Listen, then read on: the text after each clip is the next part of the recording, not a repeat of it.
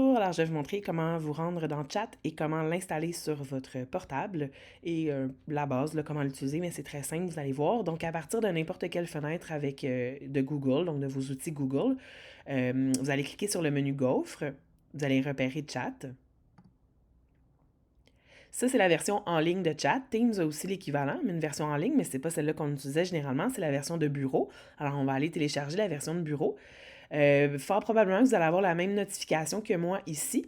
Donc, vous allez cliquer sur Installer. Si jamais vous n'avez pas cette petite fenêtre de notification-là, vous avez aussi une icône ici qui ressemble à une icône de téléchargement, là, la flèche vers l'ordinateur. C'est aussi possible d'installer à travers cette icône-là. Donc, vous allez cliquer ici, Installer. Vous allez probablement aussi avoir une fenêtre pour les notifications. Moi, je l'ai eu quand j'ai rafraîchi ma page, là, donc elle est apparue. Des fois, c'est une ou l'autre qui apparaît en premier. Là. Dans le fond, ce que ça vous explique, c'est que vos notifications sont gérées dans vos paramètres de Chrome, donc de Google. Alors, c'est là que vous allez pouvoir déterminer les notifications qui apparaissent ou non sur votre ordinateur. Donc, vous allez pouvoir faire continuer. Vous allez avoir le pop-up ici qui va vous dire, voulez-vous afficher les notifications ou pas? Vous allez faire autoriser. Après, je vous montre c'est où si vous voulez changer ça. Je vous le montre tout de suite, mais disons que vous reviendrez le voir plus tard au besoin, là. Donc, c'est dans vos paramètres du navigateur. Alors, les trois petits points ici, paramètres. Dans confidentialité et sécurité, paramètres du site. Il faut le savoir, là. Paramètres du site. Et ensuite, vous avez mail ici et ça vous dit ce qui est autorisé. Donc, le micro, par exemple, lorsque vous allez faire des visioconférences, la caméra, tout ça, et les notifications, donc autorisé, bloqué, etc. Alors, c'est ici que ça se passe. Donc, pour toutes vos applications, en fait, si vous avez, par exemple, des notifications avec Facebook que vous voudriez enlever, ça serait ici également. Alors, je reviens à Chat. Alors, j'avais cliqué sur télécharger. Il l'a téléchargé en bas ici. Alors, voici ma fenêtre Chat que je peux réduire là, pour qu'on... Puis, je vais fermer en arrière. Fermer ça. Parfait. Alors, c'est votre logiciel Chat. Ce que je vous recommande de faire, c'est de l'épingler dans la barre en bas. Je vais voir s'il est épinglé. Je vais le fermer pour tester. Il était déjà épinglé en bas. Je vais vous montrer quoi faire s'il ne l'était pas. Donc, imaginons que vous l'avez fermé puis que comme ça, il est disparu. Vous allez le chercher dans vos récemment ajoutés. Il n'est pas là, il est sur mon bureau. Double-clic. Bon. Ensuite, je clique droit et je fais épingler à la barre des tâches. Une fois que vous êtes donc dans Chat, bien simple, vous avez deux volets. Vous avez le volet discussion qui est comme le clavardage et vous avez le volet espace qui est comme les équipes. Teams. Donc, c'est pas là-dedans que vous allez finalement parler aux élèves, c'est vraiment dans le clavardage. Même chose que vous faisiez dans Teams. Clavardage à 1, 2, 3, 4, 5 personnes, peu importe. Là. Mais les élèves aussi pourront se faire des sous-groupes là, dans les discussions. Malheureusement, il n'est pas encore, en date d'aujourd'hui, possible d'empêcher les élèves de créer des espaces. Dans Teams, j'arrivais à les empêcher de créer des équipes, mais pas les espaces. C'est pas possible, donc ça se pourrait que les élèves s'en créent. Moi, je vais les aviser que je peux les supprimer à tout moment, leurs équipes, leurs espaces.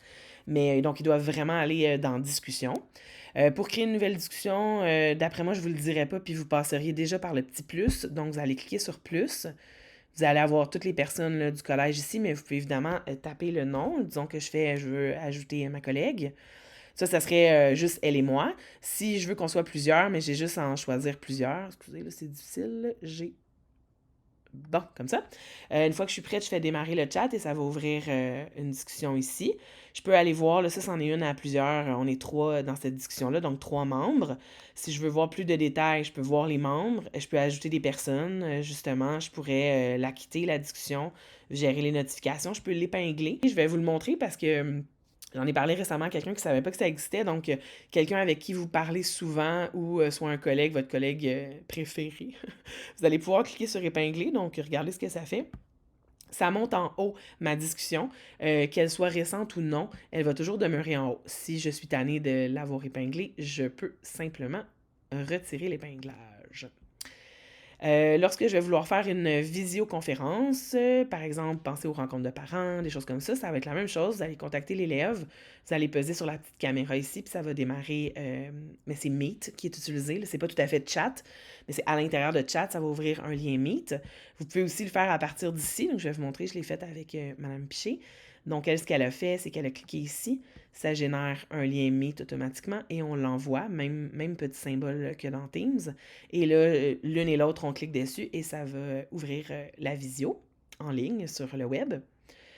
Vous pourriez partir ici, justement, partir une nouvelle réunion. Ça vous donne un lien, vous l'envoyez à quelqu'un. J'entends peut-être déjà votre question, c'est-à-dire, OK, mais si tout ça, ça nous permet de faire la même chose que Teams, pourquoi on conserve Teams? Ben honnêtement, c'est une bonne question, là. L'idée, c'était de séparer les élèves puis le professionnel, mais je pense que vous allez peut-être être plusieurs à vous mettre à vous écrire dans le chat aussi, ce qui est bien correct.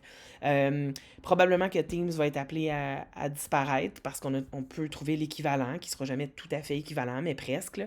Donc peut-être, mais je voulais y aller pas trop de changements à la fois, donc vous m'en reparlerez. Vous m'en reparlerez si on pense que cette année ou dès l'année prochaine, tu sais, ça va concerner juste nous, ça ne concernera pas les élèves, alors on pourra prendre la décision qui nous plaît finalement à l'intérieur de ça. Puis là, ce que j'ai fait pendant que je parlais, c'était de bouger la proportion de mon écran. Donc lorsque vous allez passer votre curseur, vous allez voir qu'il y a une espèce de flèche qui apparaît, pas une flèche, une ligne qui apparaît ici. Vous pouvez donc jouer avec la proportion que prend l'espace.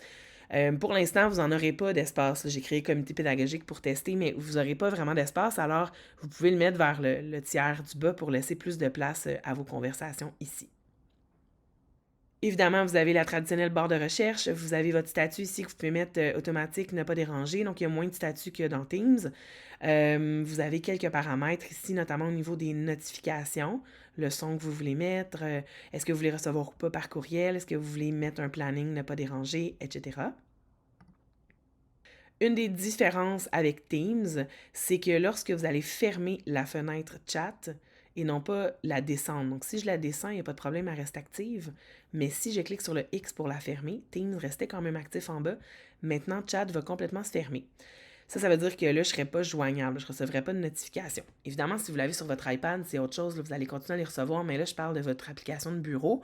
Je pense que ça va dans la mouvance de l'idée qu'on veut le droit à la déconnexion, mais je pense aussi qu'il ne faut pas oublier que si vous le fermez toute la journée, ben là, vous ne recevrez rien la journée, là. Donc, c'est quand même important de l'ouvrir. À la limite de vous mettre en ne pas déranger, là, vous verrez, on va trouver notre aire d'aller de toute façon avec ça. Donc, voilà.